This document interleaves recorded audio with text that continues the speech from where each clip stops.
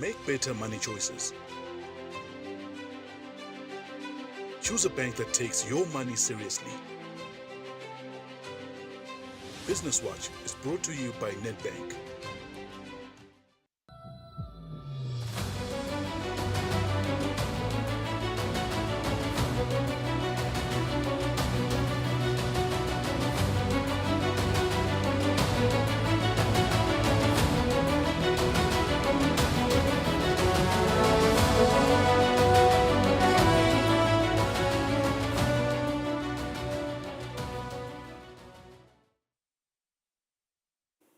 It's the 5th of March and it's 2 p.m. on a Wednesday, and that means it's time for Nedbank Business Watch. This is your premier destination for insights that shape Eswatini's economic outlook and the overall economic landscape. I'm Sifiso Ngumalo. I'll be your host this afternoon, and today we want to navigate first and foremost the corridors of commerce with the lineup as pressing as it is profound. First, a leadership shake-up at Eswatini. Minister Manqoba Khumalo unveils a new board following financial mismanagement. Now, what does this mean for cooperative unions across the country? We have the details on the show. Then, should some of the Eswatini state-owned enterprises merge to bolster economic stability? The World Bank thinks so. We speak to Dumsani Msibi. He's the chairperson of the Eswatini Public Enterprises Association. He's going to give us an update on the streamlining of SOEs. On our Enterprise Watch segment, we talk VAT refunds. 40 million Malangeni that has already claimed this financial year, with over 5,000 claims processed every month. Precious Choya from the Eswatini Revenue Service explains the process, the pitfalls, as well as how businesses can claim what's rightfully theirs.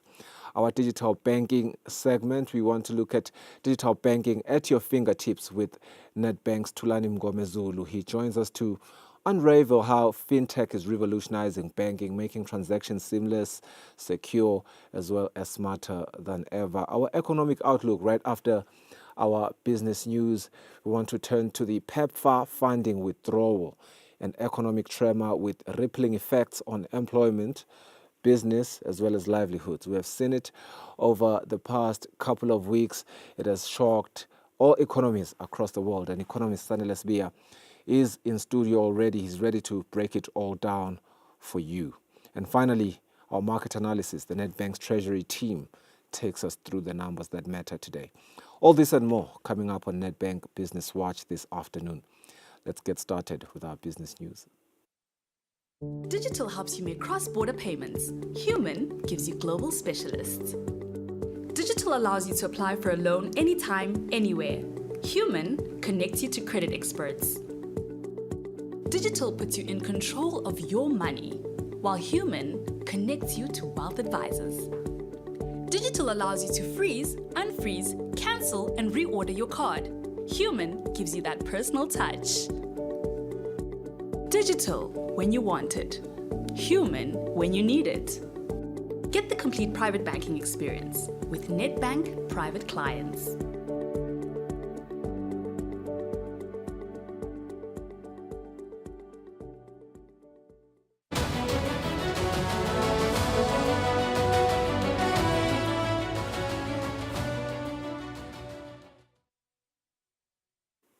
You're watching Nedbank Business Watch. This is our business news segment. The Eswatini Multi-Purpose Cooperative Union, known as Eswatini, has a new board which will be in office for the next 3 years.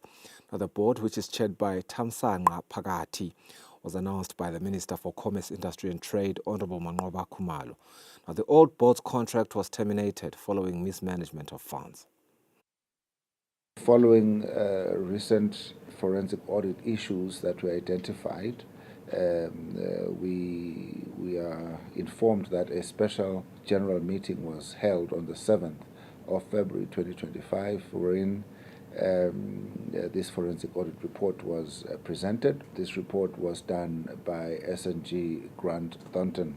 The report was accepted by the meeting, and as a consequence, and in accordance with the Cooperative Societies Act of 2023 as amended, the Office of the Commissioner then dissolved the management and supervisory committees on the same date, the 7th of February 2025, and an interim committee was then established to see or oversee operations up until the end of February 2025, after which a new committee was then appointed, which is the committee that I'm here to present today.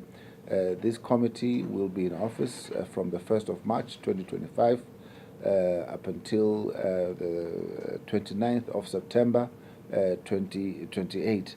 Eswatini will also be managed under administration, management and supervision by the Office of the Commissioner himself for the next 3 years to make sure that the issues that are under audit are fixed and Eswatini resumes being a normal cooperative organization as we expect.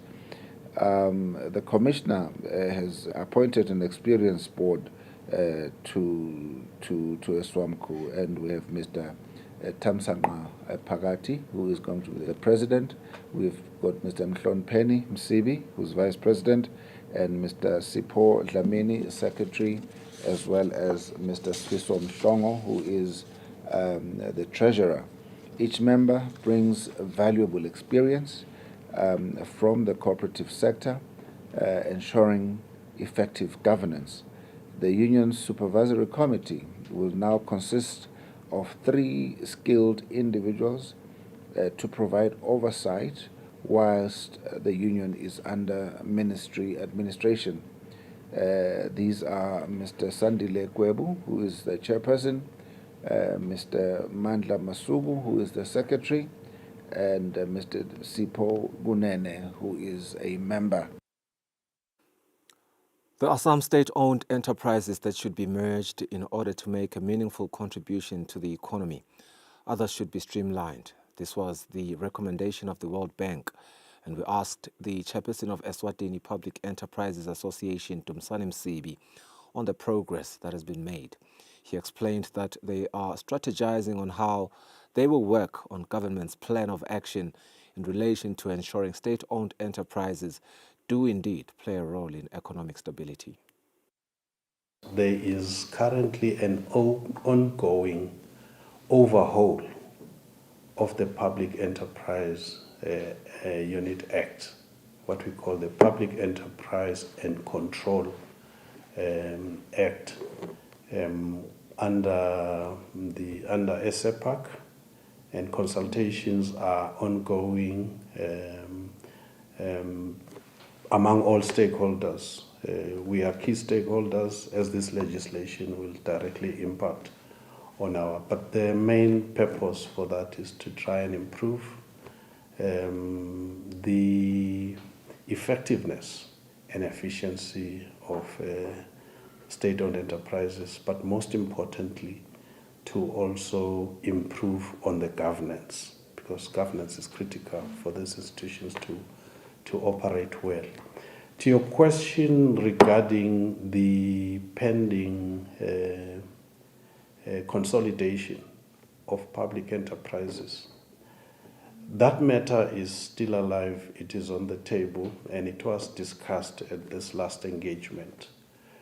But government has come out clear in terms of what's going to happen going forward. The process is still on the table. It's going to be rolled out, but it has somehow been reopened in terms of how do we proceed with it. Government has received support from the African Development Bank. That support is still there, but government is now reviewing in terms of the implementation. This is a mammoth task. It's a big monster in the sense that for you to be able to get to the far end of this process, it starts with legislation. All these state-owned enterprises are creatures of statute, and you and me, statute comes from, at the end of the day, it ends up in Parliament, and that is where then the whole thing would be approved and be rolled out. So that process is a lengthy process on its own. But we are assured by our principals, the government, that the process is still very much alive. It is on the table, but it may not necessarily be at the speed which was initially anticipated. Wrap up our business news segment. We return with our economic outlook segment with Sanele Sibia. Don't go anywhere.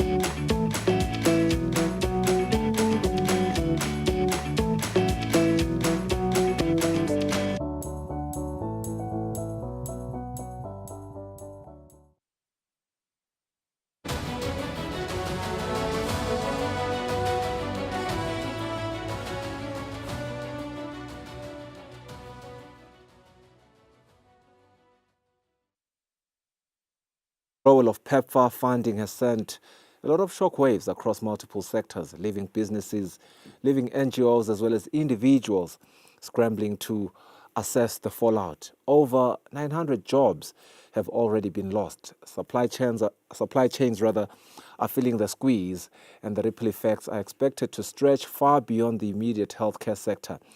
Business Eswatini warns that this could stifle job creation, while Kango highlights the economic vulnerability of those that are directly impacted. But what does this mean in real terms for Eswatini's economy? Sanele Sibia helps us to unpack these implications, both immediate as well as long-term. He's in studio. Good afternoon, Sanele. It's the biggest conversation, I suppose, for the past, let me say, 5 weeks. Let's start with the context as well as the immediate impact.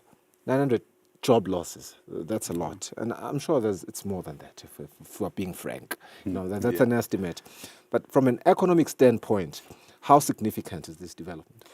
From an economic standpoint, Mr. Nxumalo, you have to also think of the implications of a healthy workforce, a healthy labor force. That's the first one that you have to think about, as it's going to be the direct effect of this withdrawal, more especially within the health sector. But we do know that USAID was, supporting quite a number of sectors. It's not just the health sector, but you would also find them in business development, resilient livelihoods, and quite a number of programs. So right now, what we're faced with is the uncertainty over what is next. Is it over, or what's next? Which component of the aid is going to go next? So the uncertainty in itself, the anxieties, are actually sending shocks into commerce, basically, purely because we may think of aid money as money that just goes into the NGOs without necessarily having business implications, but it has quite a number of far-reaching implications. For example, if you look at the numbers, we have about estimated 1 billion that PEPFAR and USAID in conjunction were supposed to spend this year. So now that's money that is not going to get injected into the economy yet. That's quite a sizable amount, and it tends to drive consumption and growth. And then there's the issue of the jobs. Presently, I think when we talk 900, we mean when I read the headlines, it sounded like those are direct USAID employees. Okay. But when you now look at downstream funding partners, implementing partners, the number is quite big. I would put it around 5,000 to 6,000, because there's quite a lot of people that are working on the programs. You would find your directors and quite a lot. But it's not yet time to jump the gun, because we need more clarity on Yeah. what's next, on what Musk will deem as an inefficient spending item, and what President Trump's political agenda will target directly. So we might likely see even more more reductions in that aid. And then also, this is my assertion, my analysis of the issue. Even when the money comes back, it's not going to come back at the level that it was. Yeah.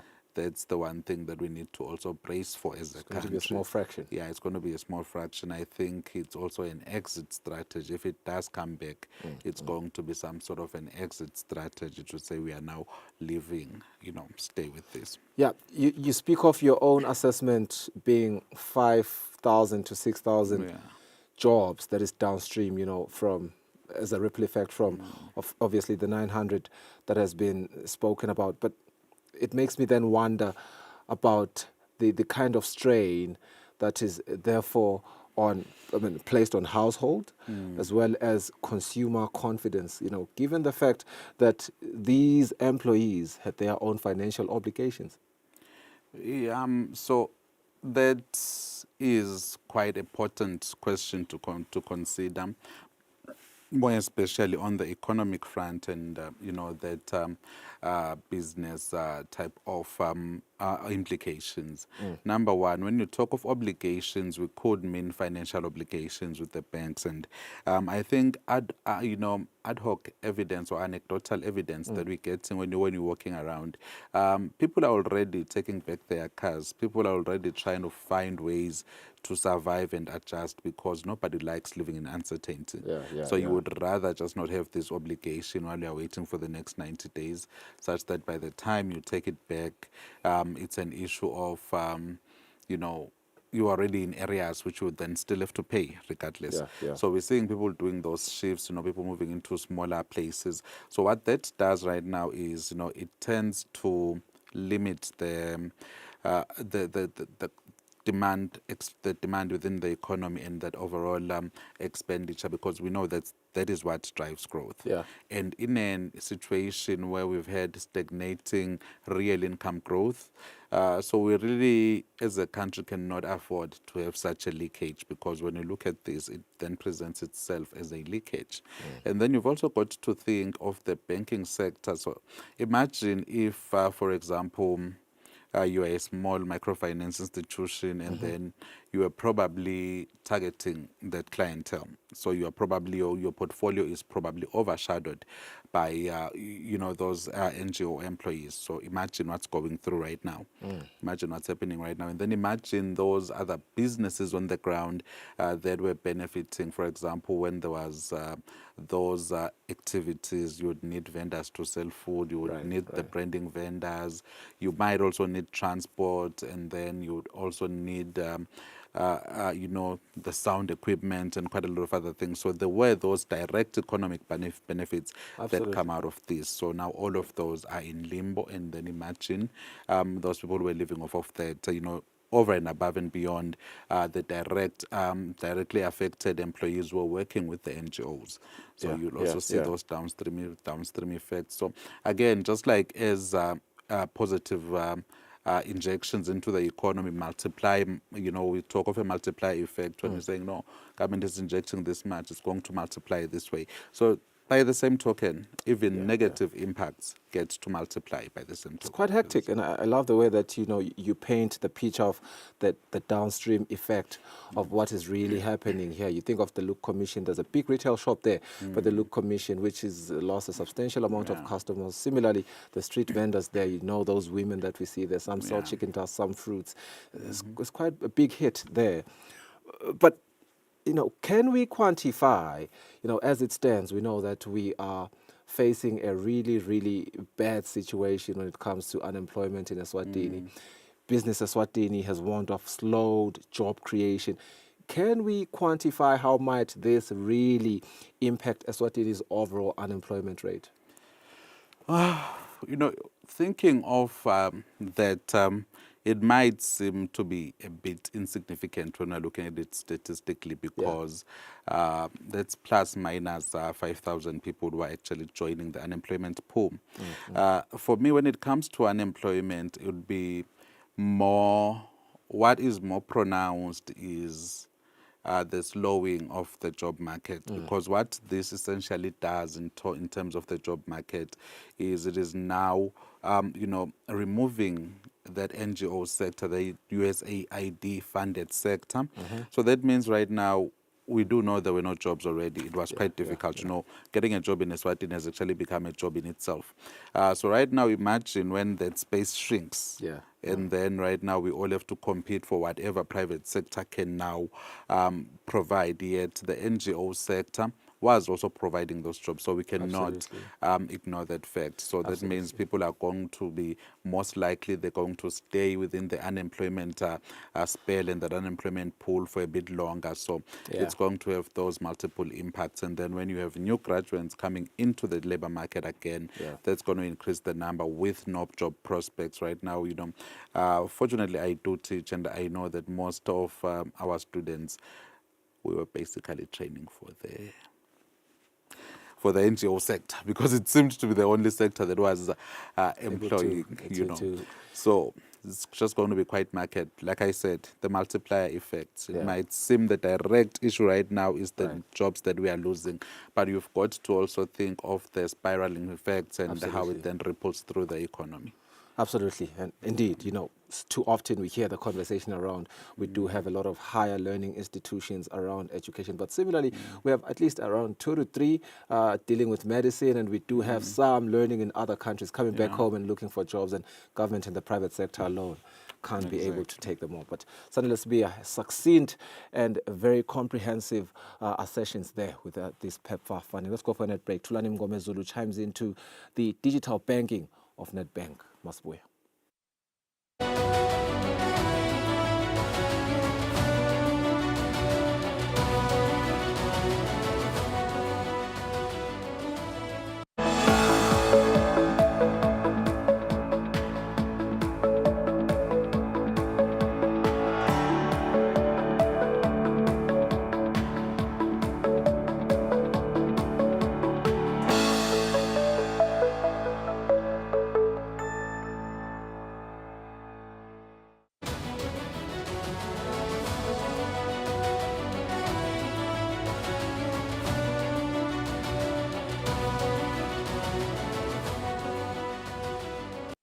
All right, banking at your fingertips, seamless, secure, and smarter than ever.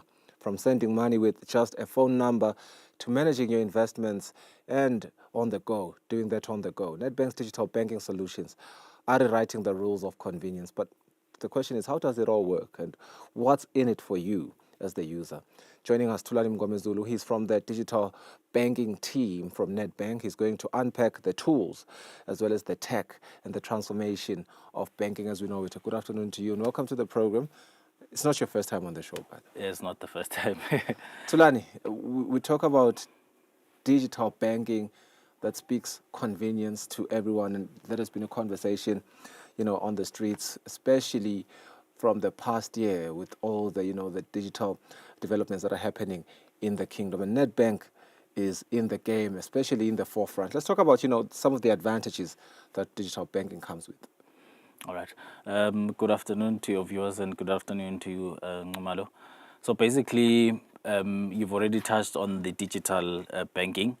What we offer is convenience, seamless transactions, 24/7 banking, cost-effective, and we also want to give you full control of your banking activities as well as FX Online.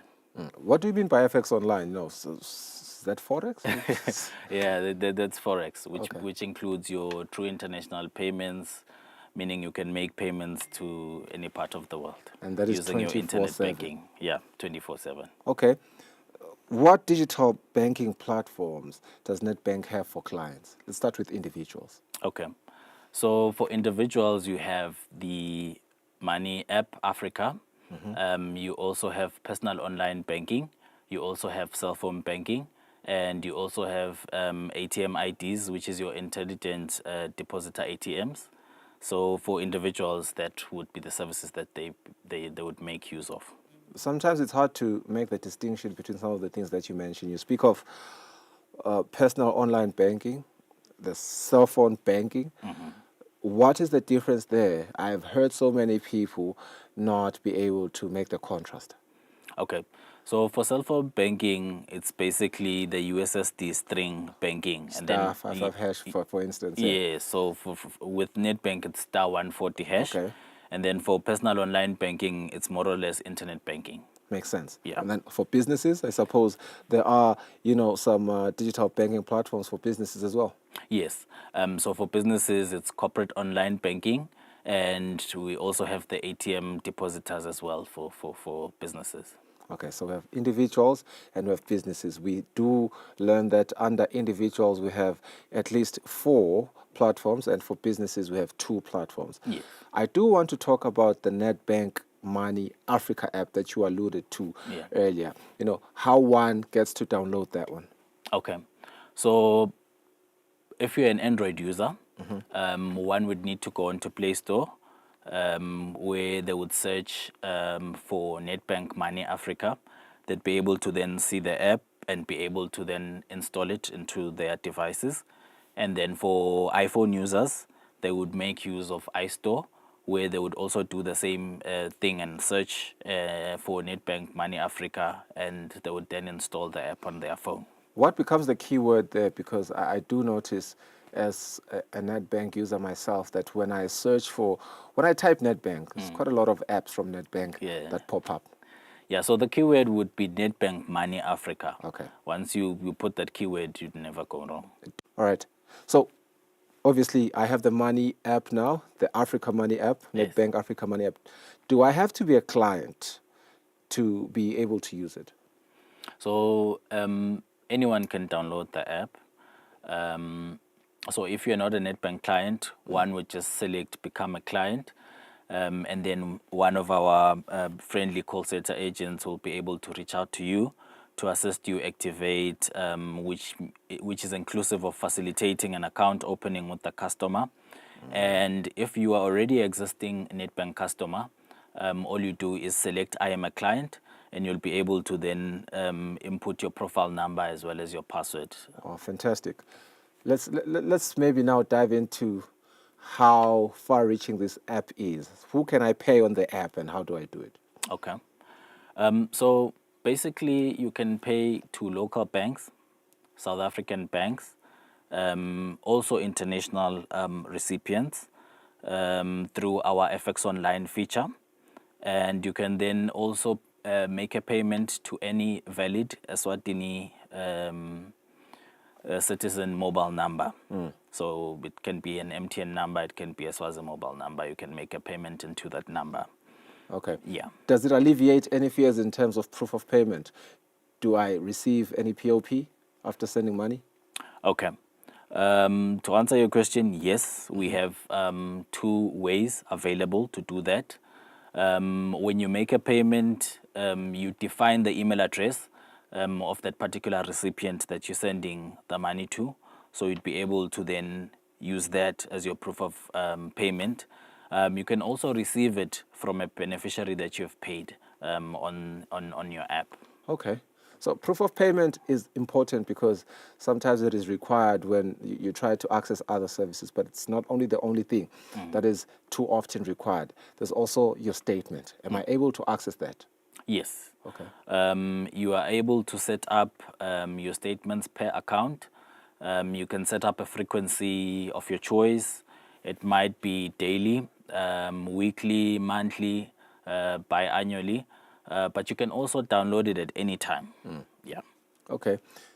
For someone who goes to the gym like myself, and as well as, other payments that I like to make without having to think about it. And sometimes, I have a friend who even forgot to pay rent at some point. You do want to have a feature where you can activate some form of stop order payments. Do I have that on this app? Yes, definitely you do have an option to set up a standing instruction to your gym installments. You can set up a frequency, which includes your start and end date. you are also able to cancel it at any given time. When, for instance, you've cancelled your gym subscription, then you can cancel it. Okay. Yeah. Maybe still on the gym conversation, I have made the mistake of forgetting some of my things at the gym. I've forgotten my headphones before, I've forgotten my slippers before, my shoes. What if I lose my card at the gym, I forget it at the gym, or I suspect some foul play on my account? No, Nxumalo, no need to worry. You can easily temporarily freeze your bank card from your app. You can also then unfreeze it later once you have retrieved your items. Okay. You're also able to cancel and block it permanently and reorder a new card. And you can also enable and disable your tap and go functionality. We also allow you to enable and disable e-commerce payments as well, which is your online payments. Oh, that's great. Yeah. And I suppose that would also come in handy for someone that likes to travel like myself. Let's say I've traveled. Will I be able to access it abroad? No, definitely. You only need internet access wherever that you are. Otherwise, our internet banking as well as the app is accessible across the world. Okay. We have heard of the famous pay me request, but how do I send it? How am I able to send someone a pay me request? Okay, so we have a feature on our app that's called Pay Me Request, where you select that feature in order to remind Nxumalo to pay me funds that are due to me. So this feature sends a reminder SMS to this person that is the data in order for them to remember that they need to make a payment.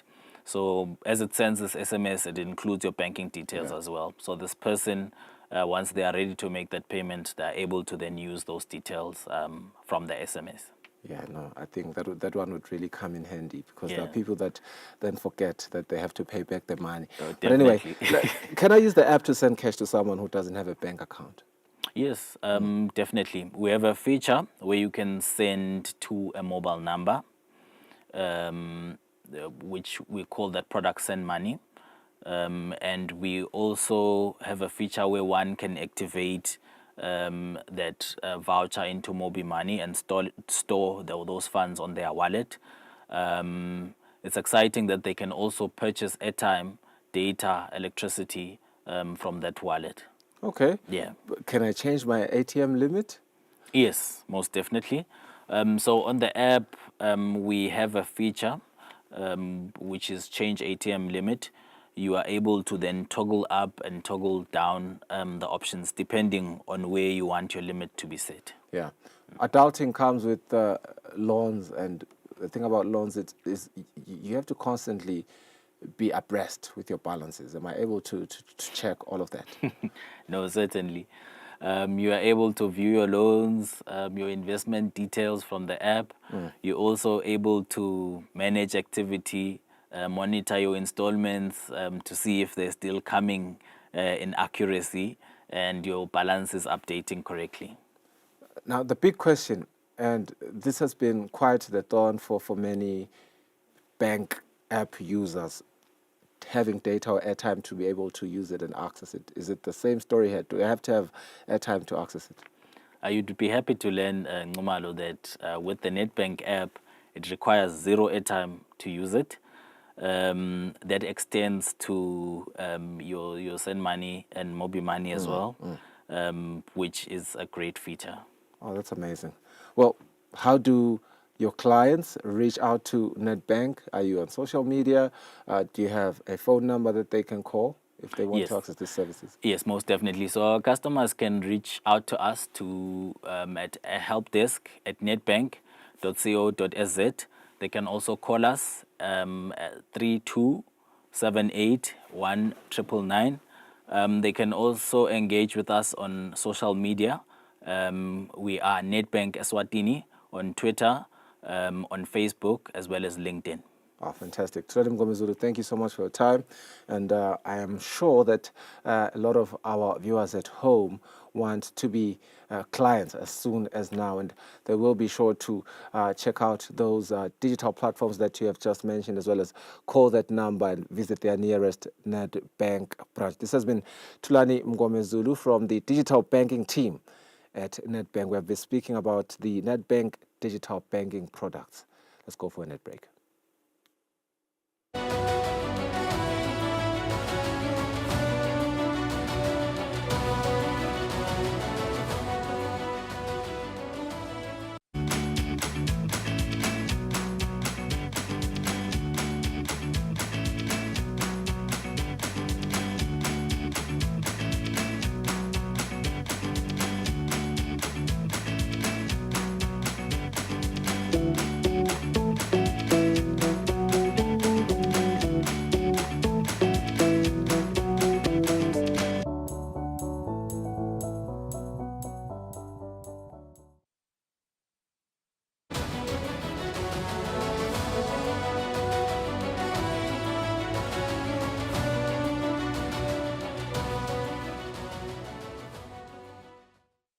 Still watching Nedbank Business Watch. We get into our Enterprise Watch segment now. And in the year 2023, as well as the current financial year, over 90 million has been claimed under the Segulula VAT refund under the Eswatini Revenue Service. Now, this has been said by the Customs Technical Director, Precious Chuya, when she explained the importance of submitting value-added tax and how it contributes to the economic growth. Stay tuned for this interview where she sits down with our business journalist Nelson Ndlangamandla as they dissect the commonly made mistakes and how to better claim the requirements. Precious, welcome to Nedbank Business Watch. I have been reading the report from the Minister of Finance, and I've seen that there are some people who still do not declare VAT. So I wanted to first understand the importance of declaring VAT. Thank you, Nelly. So declarations are important, both the imports and the exports, because they reflect the level of economic activity also in the country. But we know that when someone declares, we are collecting statistics on the type of goods that are being bought or sold, and we can then inform a certain industry and policy development agendas.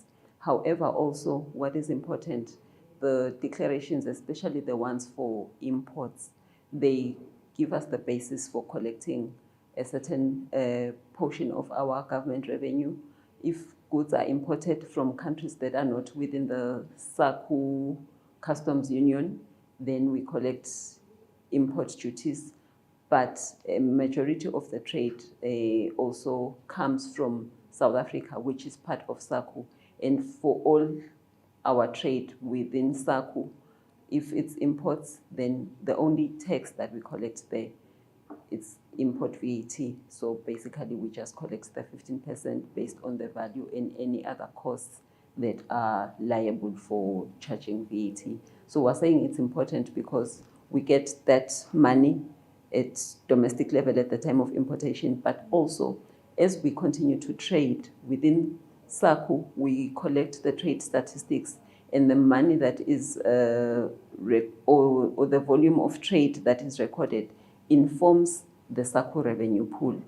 So when it is time for sharing within that SACU revenue pool, the level of declarations or the amount of declarations that we have recorded or reported inform how much the country will get. So this is why we always emphasize that declare everything. In some instances, people think that if I have bought goods that are not liable to pay VAT at the border, then you don't declare. But we are saying, no, please do declare that. And also, we know that individuals are entitled to certain allowances. Say, for instance, if you are coming from the SACU countries and then you declare your goods, maybe you have bought items that are around 800 rands, below 1,000, you have an allowance there of up to 1,000, which you will not be charged VAT. So people will say, I've bought less than 1,000, so I shouldn't declare. But we're saying, please declare, because even though we don't collect the 15% from you, if you are declaring something that is below 1,000 as an individual, but it still goes into the SACU revenue pool to say we traded so much.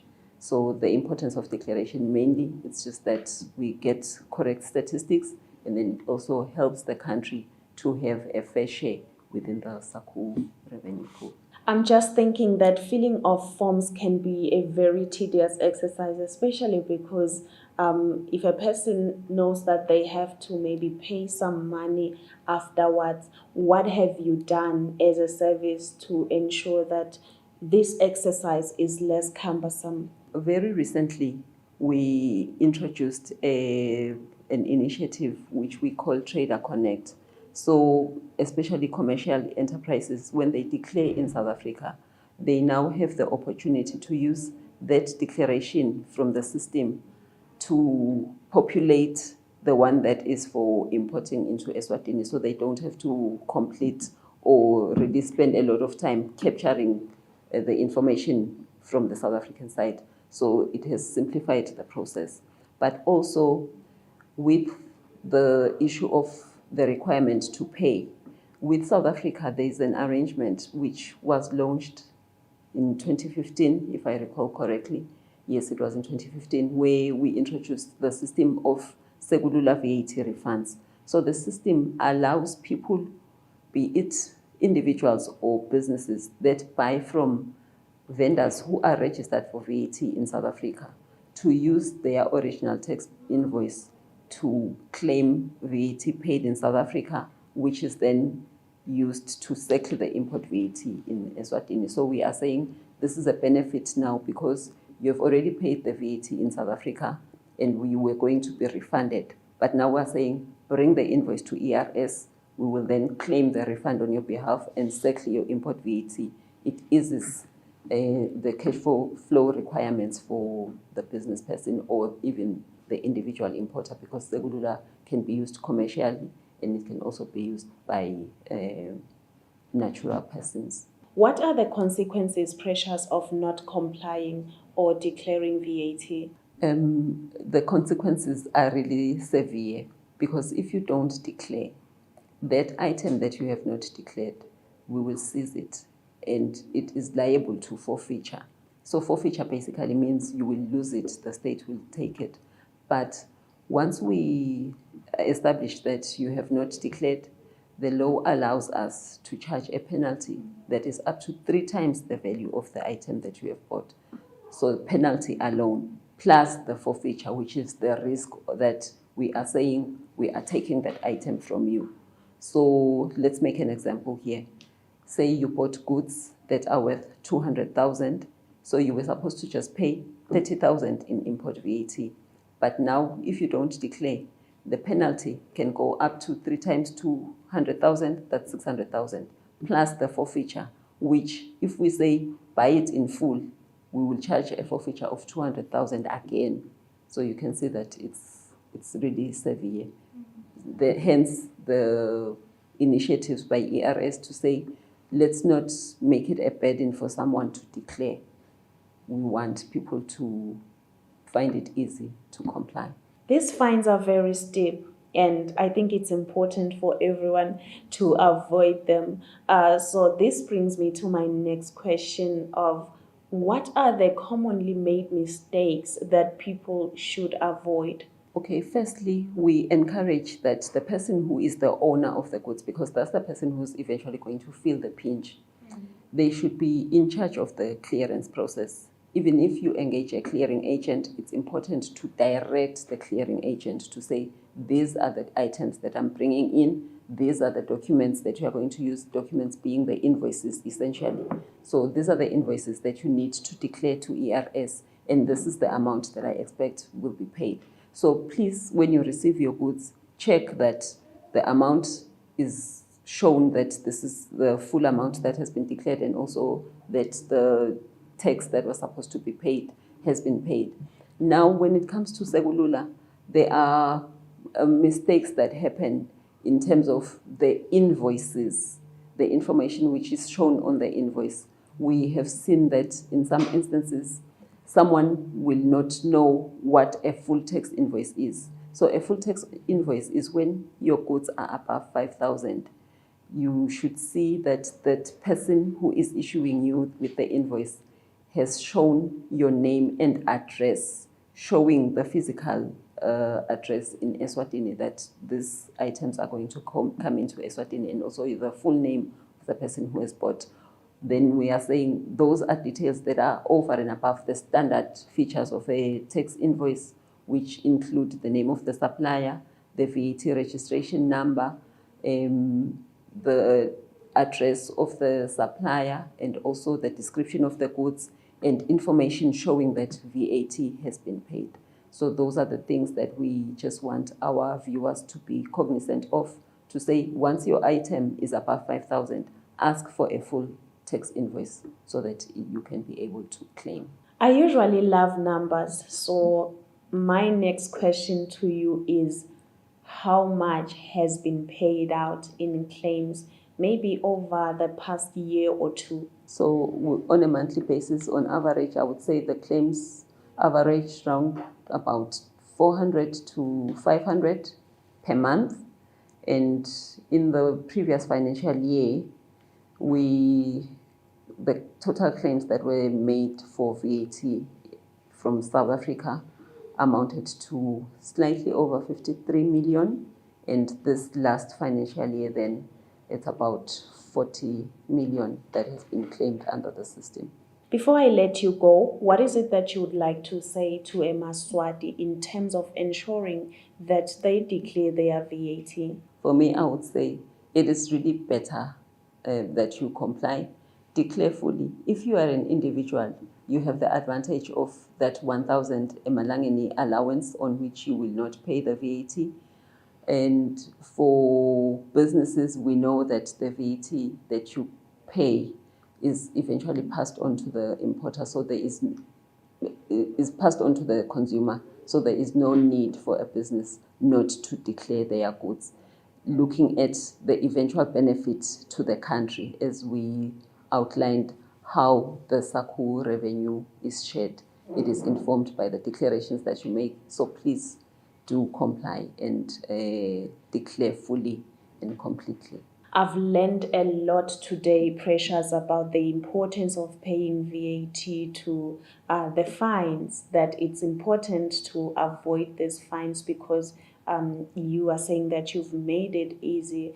I've also learned that some people continue to claim under the fund. We are hoping that business people and Eswatini will take advantage of that opportunity that you have provided in order for them to declare VAT.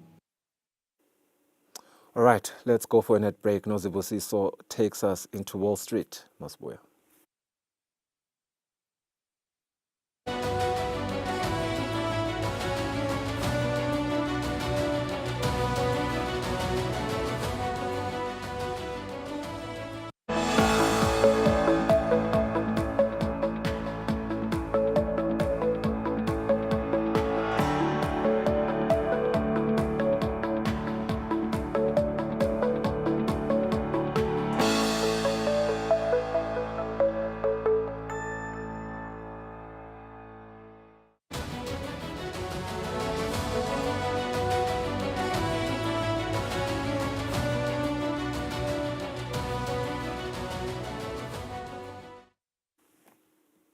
Welcome back to the program. You're still watching Nedbank Business Watch this Wednesday. It's the first Nedbank Business Watch of the month, and we want to chime into the global markets that are obviously reacting to United States President Donald Trump's latest address to Congress, where he outlined a budget plan that includes substantial tariffs on imports from major trading partners such as Mexico, Canada, as well as China. Now, investors are concerned that these policies could lead to stagflation, obviously slowing growth coupled with rising inflation, which has already put pressure on the United States dollar. But it seems to be a lot of financial jargon there that may elude us. But luckily, we do have somebody from the Treasury Department from Nedbank Eswatini, Nozibusiso Dembe. She's the Treasury dealer. She helps us understand perhaps the implications that come with the utterances of the Congress as well as the upcoming budget speech. Good afternoon to you and welcome to the program. Afternoon. Loving the orange, by the way. Thank you so much. Absolutely. Let's get into it, man. You know, the rand weakening, of course, we are seeing it weaken against the US dollar, but the dollar itself has been under a lot of pressure following Trump's assertions. Talk to me about what the primary driver here is. Thank you, Swizo. So I think the theme across markets lately is just volatility. Absolutely. We've seen the rand go up and down. Unfortunately, we're pegged to it, so it impacts us too. And in the time that we've seen it, it's been impacted by a couple of things. By the budget that was postponed a few weeks ago, as well as US President Donald Trump's tariff plans. And on the side of the budget, what was most impactful is that no one expected it. We've seen the GNU since it was formed in June. There have been disagreements around education legislation, around land.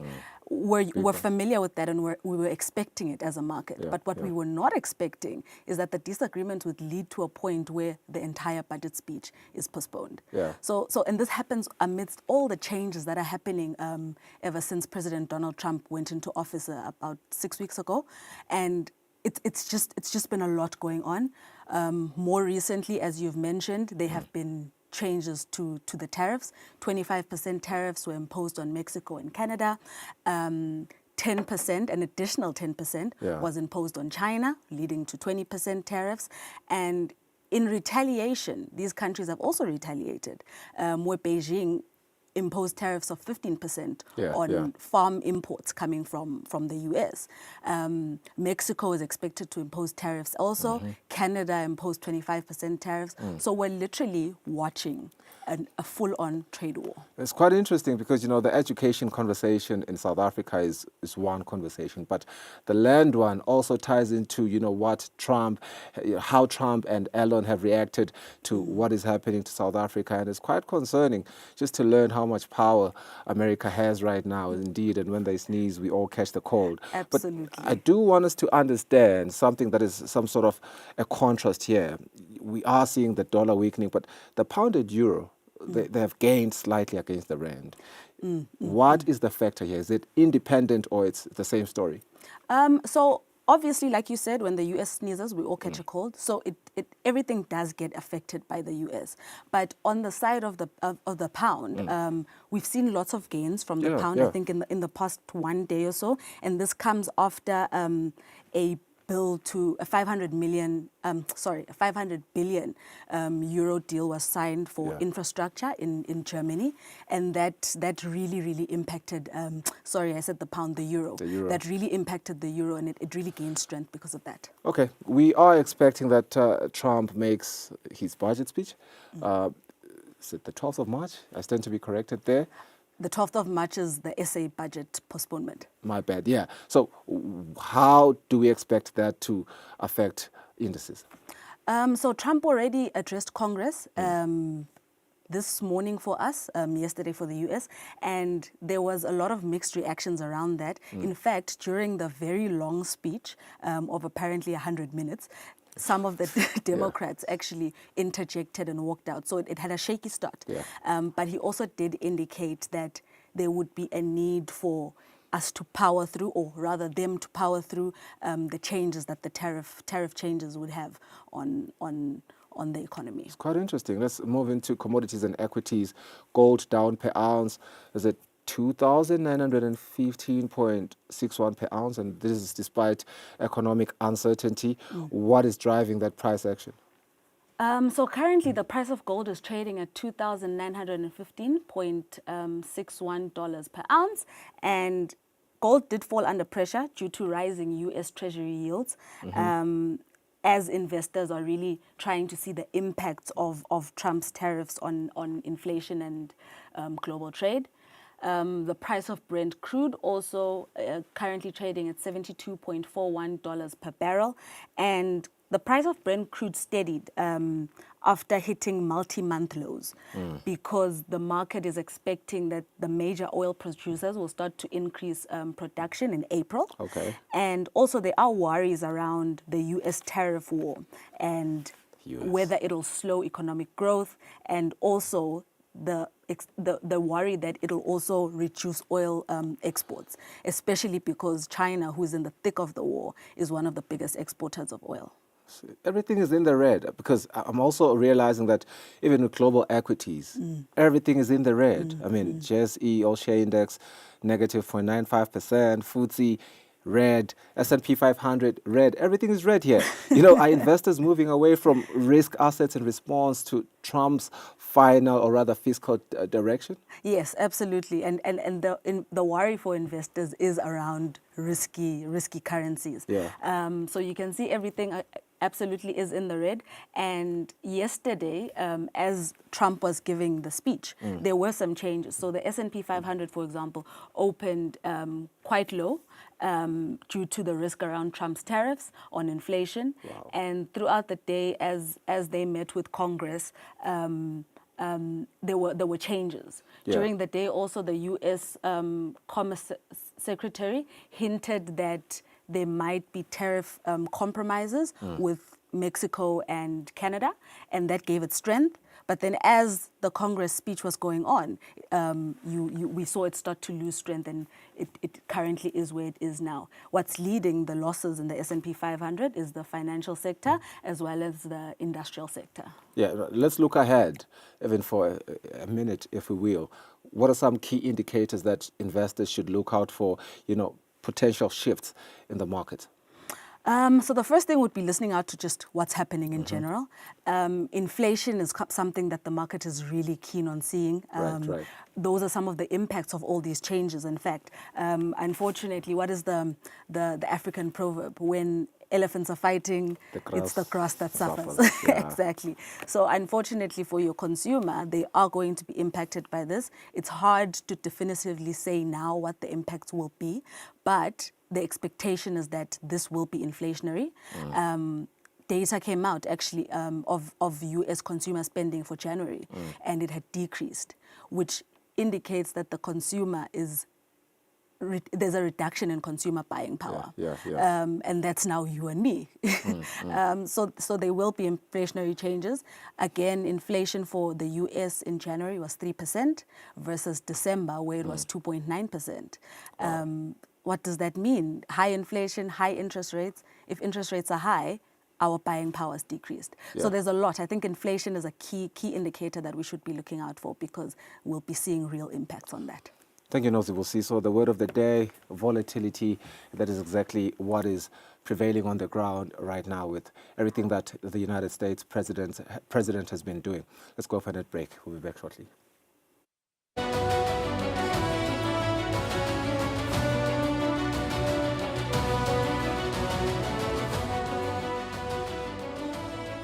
Digital helps you make cross-border payments. Human gives you global specialists.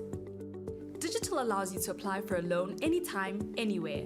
Human connects you to credit experts. Digital puts you in control of your money, while Human connects you to wealth advisors. Digital allows you to freeze, unfreeze, cancel, and reorder your card. Human gives you that personal touch. Digital when you want it. Human when you need it. Get the complete private banking experience with Nedbank Private Clients.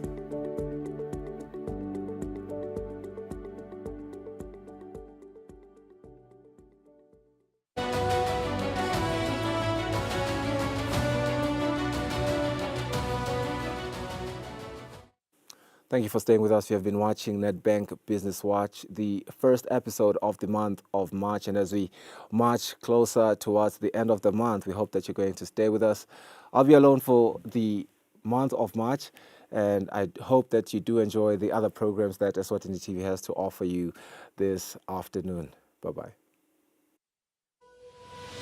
Make better money choices.